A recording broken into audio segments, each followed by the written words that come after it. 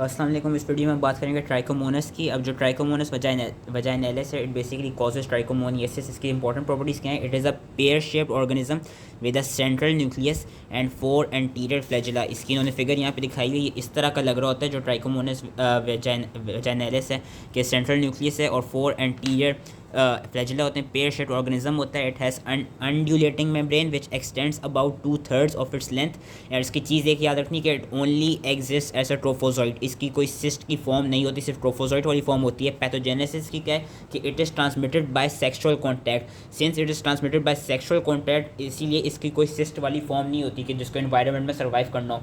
जिस तरह हमने पीछे दो प्रोटोजोआ में देखा था कि उनकी सिस्ट फॉर्म थी जार्डिया और क्रिप्टोस्पोरिडियम की, क्योंकि उसने जो सिस्ट फॉर्म थी उसने बेसिकली एनवायरनमेंट में जो वाटर को जिस जगह को भी कंटेमिनेट करा था वहाँ पे सर्वाइव करना था।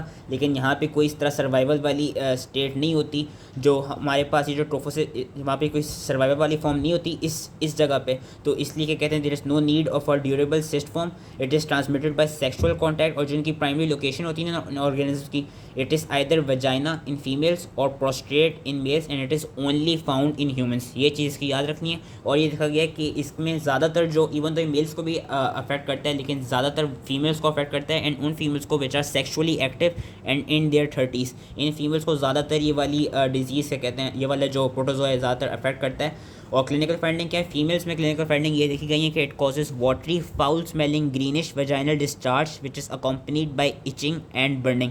वेयर एज मेल्स में देखा गया कि मेल्स में ज़्यादातर जो इन्फेक्शन होती है it is asymptomatic and only about 10% of infected males get urethritis. Lab diagnosis क्या है? लैब डायग्नोसिस यही है कि हमको जो वेट माउंट होगा वेजाइनल डिस्चार्ज का, वो जो बेसिकली ग्रीनिश वेजाइनल डिस्चार्ज निकल रहा है उसका जो कुछ पार्ट होगा वेट माउंट, यानी कि कुछ हिस्सा जो होगा या कतरा टाइप जो होगा, जो वेट माउंट होगा उस वेजाइनल डिस्चार्ज का, उसमें हमें पेयर शेप ट्रोफोसोइड्स नजर आएंगे which will have a typical jerky motion. उनकी टिपिकल जर्की मोशन होगी, इस तरह हमको नजर आ रहे होंगे ट्रोफोसोइड्स। उनकी इन्होंने एरोस के थ्रू दिखाई गई टिपिकल जर्की मोशंस होगी और हम इनको NAAT nucleic acid amplification test के थ्रू भी डिटेक्ट कर सकते हैं। ट्रीटमेंट एंड प्रिवेंशन क्या? ट्रीटमेंट एंड प्रिवेंशन यही कि we can either give tinidazole और metronidazole to both partners for preventing reinfection. लेकिन ज़्यादातर टीनिडाजोल ही दी जाती है because it is better tolerated. और प्रिवेंशन के लिए यही देखा गया है कि एक तो प्रिवेंशन कॉन्डोम्स के थ्रू हो सकती है and by maintenance of the low pH of vagina which is also very helpful. So that was it. I hope easily समझ में आ गया हो एंड थैंक यू।